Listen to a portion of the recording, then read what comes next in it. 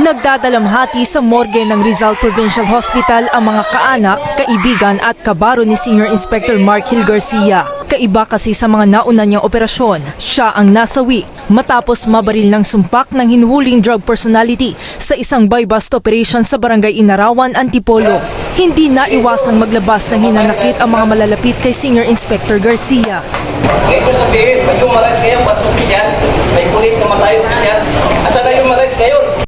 Si Senior Inspector Garcia ang namuno sa operasyon bilang hepe ng Special Operations Unit ng Intelligence ng PNP Provincial Office ng Rizal. Nasawi din matapos makipagbarilan ang dalawang tinutugis na drug personality na sina alias William Malana at isang di pa nakikilalang lalaki. Si alias William ang nakabaril gamit ng sumpak sa kariwang pigi ng pulis. Narecover sa kanyang bahay ang mga ginamit na caliber 38 na baril at improvised pistol at shotgun. Kasama pa ang 30 sachet ng hinihinalang shabu at ilang drug paraphernalia.